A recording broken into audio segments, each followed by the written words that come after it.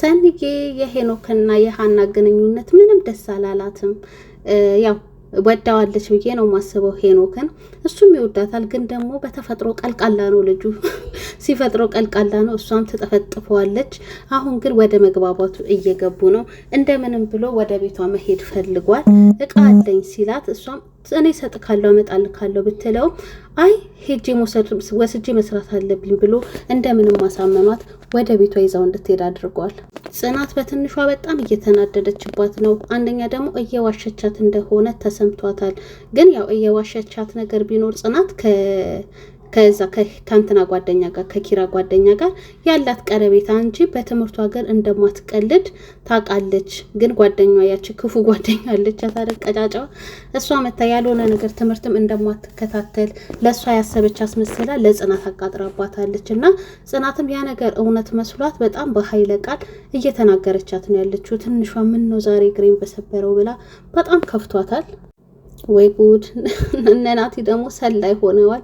እንደምታዩት ባለፈው ምግብ ይዛ ስትመጣ ሰላም ለቅዱሴ ተቀብሏታል ጥጤ እና ተቀብሏት በግድ ነው ግን የተቀበላት። እነሱ ያንን አላወቁም። እነሱ የመሰላቸው ምንድነው ለሱ ብላ ሰርታ እያበላችሁና ናቲ በጣም ተናዶ ይሄንን ሰውዬ ቀልባ ልታስገድለን ነው እንዴ ጭራሽ በዚህ በሚያክል ሳንታ በለዋለች እያሉ ወዳ የሰጠችውን የመሰላቸው። እሷ ግን ተቀብሏት ነው የበላባት። አሁንም ፈልጋ አይደለም፣ ብዙ ጊዜ ያስቸግራታል እንደምናየው። እነሱ ግን ከሱ ጋራ የተለየ ግንኙነት ያላት መስሏቸው ፎቶ ሁሉ እያነሷት ነው። ይሄ ነገር እንግዲህ ቅዱሴ ጋር ከደረሰ ትንሽ ነገር ስለሆነ ያው አሁንም ለመታረቅ ዳር ላይ ስለሆኑ ምናልባት ችግር ሊፈጥርባቸው ይችላል የሚል ፍራቻ አለብኝ እንደኔ። ሄኖክ ጌም ብልጦ እንግዲህ መውጣት አልፈለገም። ቤቷ ሲገባ ተቀያይሯል። እንዴ መጋረጃም ቀይራለች፣ ፏፏ አድርጋዋለች። ደግሞ የሷን እራት ሰላጣ ሳልበላ መሄድ አልፈልግም ብሎ ምን ዘዴ ያምጣ? በጣም ስለጨነቀው መውጣት ስላልፈለገ እግሩን ወለም እንዳለው ነገር አስመስሎ ቀወጠው። እሷን መጣች። ከዛ ምን ሆነክ ነው አይዞህ ቁጭ በል ምናምን ብላ ተንከባከበችው። ሲልፐር ልታመጣለት ስትሄድም ደስ አለው፣ ተሳካለት። ገብቷቸዋል።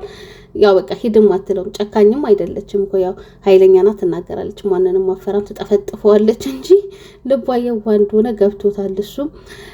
ከዛም ግን ያው በቃ አሳመናት ማለት ነው። እንዴት መሄድ እችላለሁ ምናምን ነገር ሲላት አይ በቃ ማደረም ትችላለህ፣ ምን የምታድርበት ቤት አይደል እንዴ ምን ታካብዳለህ ብላው ያው ተመችቶታል። እሱ ራሱን በልቶ እሷ ጋር ለማደር ሆን ብሎ ነው ይሄንንም ሰበብ ፈጥሮ የነበረው።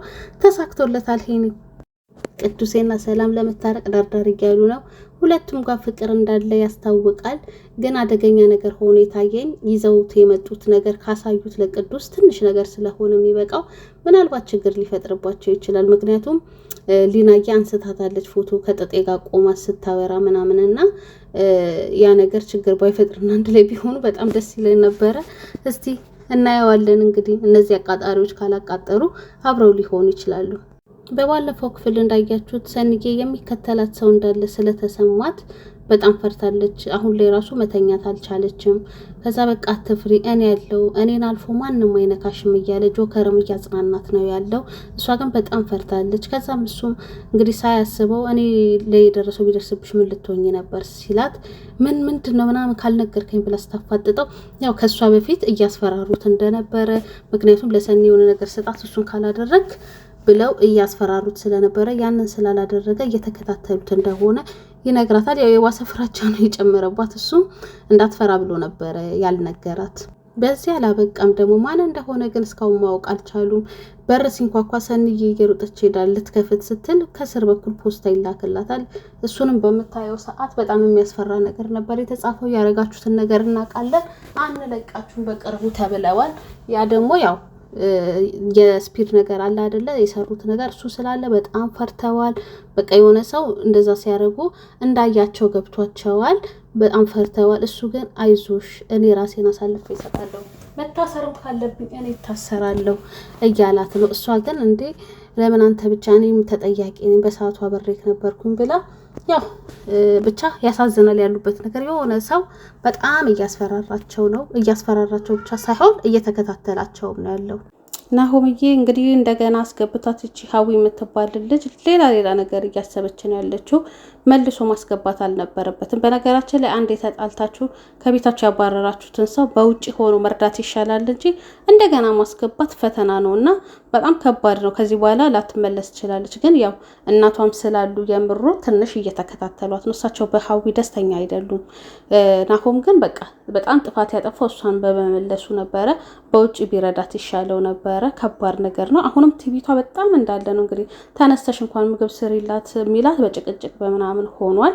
ሆኖም ግን ደግሞ ማንም ሲመጣ ከሰኒና ከጽናት ውጪ እንዳይገባ ከፈሏ ብሎ አስጠንቅቋት ነበረ እና ያቺ ሀሴት ስትመጣ አስገብታታለች። ከዛ እሱም ሲመጣ በጣም ተናደደ። ሀሴትም ግን ያው ተለውጭ ያለው ብላ ነው የምታስበው። እንዳያችኋት እንግዲህ ተቀይር ያለው ብላ ነው የምታስበው። ሆኖም ግን አልተቀየረችም። የሆነ ሰው ለመጉዳት ይመስለኛል የመጣችው። ያው ምሩ ደግሞ ምንም እንደማትናገር ስለምታውቅ ትክክለኛ ታሪኳን እየነገረቻት ነበረ። እንደሰማነው ከሆነ ልጅም አላት ማለት ነው። ይህን ታሪክ ራሱ ኪራ የሚያውቁ አይመስለኝም። ልጅ እንዳላት ራሱ ደብቃለች። ይሄ ራሱ ከባድ ነገር ነው እና ምን አስባ እንደመጣች ራሱ ያስፈራል። የናሆም አባትም ሊጠይቁት ቅዱስ ጋር ሄደው ነበረ። ለካ ቅዱስ አያውቅም።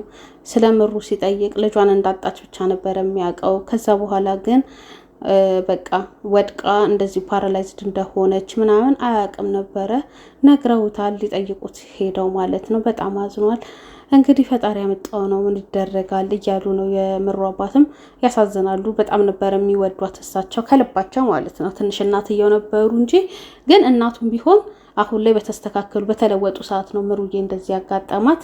ያው ቅዱስ ላይም እሷ ላይም የደረሰው ነገር በጣም አሳዝኗቸዋል። ጽናትዬ እንግዲህ አዲስ ፍቅር ሆኖባታል። ፍቅሩ ጨምሯል፣ እየባሰባት ነው። በቃ ትቀናለች ምናምንም ግን ያው ተመችቶታል። እንደዚህ መሆኗ ደስ ብሎታል። እንዳየነው ከሆነ ኪራጌም ደስ ብሎታል። በቃ ፍቅራቸው በጣም ደስ ይላል። በጣም ነው ደስ የሚለው።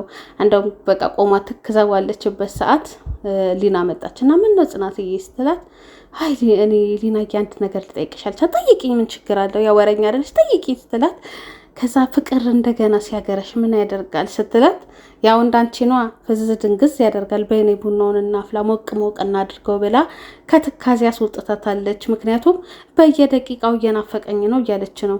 በቃ በየሰዓቱ ካልመጣ ኪራ እያለች ነው ጽናት። ስራ ባይሰራ ደስታዋ ነው። ሳይሰሩ ደግሞ መኖር አይቻልም ጽናትዬ። ስለዚህ ይህ ስራ ለቀቅ ለቀቅ አድርጊው። አዎ ሽቶም ሲበዛ ትንሽ እንደ ማልጎምጎም ነገር ልትል ነበረ ግን ደግሞ ስራ ነው። ምን ይደረጋል ጽናትዬ። ፍቅር እንግዲህ እንዲህ ነው። ቻዩ እናቴ። ሀዊ ግን እንደምታዩት ኃይለኛ ልጅ ናት። በጣም ደግሞ የፈራሁት ምን እንደሆነ ታውቃላችሁ? ስለ አሴት ማወቅ ፈልጋለች። በቃ እንደፈራት ስለገባት ናሆም ማናት ይች ልጅ ብላ ሀሴትን ማወቅ ፈልጋለች። እኔ ደግሞ የፈራሁት ሁለቱ ተተዋወቁ ማለት ሁለቱ ተገናኙ ተስማሙ ማለት ብዙ ነገር ሊያበላሹ ይችላሉ። ምክንያቱም ሀሴትም ጽናትን መጉዳት ትፈልጋለች፣ ኪራን የራሷ ማድረግ ትፈልጋለች። ሀዊም ደግሞ እንግዲህ ወንድሜን ያሳጣችኝ እሷ ናት ብላ ስለምታስብ ምሩን በጣም ልትጎዳት ትችላለች እና እንደው በጣም ያናድዳል። በዛ ላይ ደግሞ ናሆም ነው እኔ አሁን እያናደደኝ ያለው ማለት መጠራጠር መቻል አለበት። ስልክ እያላት ስልክህን ስጠኝ ልደውልበት ስትለው ካርድ ግዢ እንኳን ሲላት አይ አሁን መደወል እንፈልገው ስትለው እሺ ብሎ ሰጥቷታል። እንደዚህ የዋ መሆን አልነበረባትም። ምክንያቱም ያው ምሩን መጠበቅ ግዴታው ስለሆነ አሁን ላይ ስለማትናገር ስለማትንቀሳቀስ እሷን መጠበቅ ነበረበት። ግን ያው እየተሳሳተ ነው። በኋላ ላይ እንደሚቆጨው እንግዲህ አይቀርም፣ መቆጨቱ አይቀርም። ምክንያቱም በገዛ እጁ ስልክ ሰጥቶ አሁን የሀሴትን አድራሻ ካገኘች ከእሷ ጋር ሽርኮኑ ማለት ነገሮች ደስ ላይሉ ይችላሉ። በጣም ያስፈራል። ወይ ሀሴት ተለውጫለሁ ትላለች እንጂ ጋይስ አልተለወጠችም። እንደውም አደገኛ እየሆነች ነው ሄደችው። መስሪያ ቤቱም ሄዳ ሀንዬ ጽዳት ስታጸዳ እንግዲህ የጽዳት ሰራተኛ መስላታለች። ጸሐፊው በዛ ላይ ደግሞ እብድ መሆኗን አላወቀችም እና ሰራተኞችም አያከብሩኝም ብላ ስለምታስብ የጽዳት ሰራተኛ መስላታለች። ክፍሉ ገብታ ቀጥታ የኪራ ወንበር ላይ ተቀመጠች። ከዛ እንዴ ሴትዮ ምን ሆነሽ ነው? ሲመጣ ትመጫለሽ ቀጠሮ ሳታስይዢ፣ በዛ ላይ ደግሞ መተሽ ያለቀ ወንበር ላይ ብትቀመጩ ማነሽ አንቺ ስትላት፣ ምን አገባሽ ሰራተኛ አይደለሽ ፎጣሽን ይዘሽ ሂጂ ስትላት፣ እንዴት ይኛለሽ ብላ የዋዛ መስላታለች። ሀናዬ እብድ ናት፣ ለማንም አትመለስም።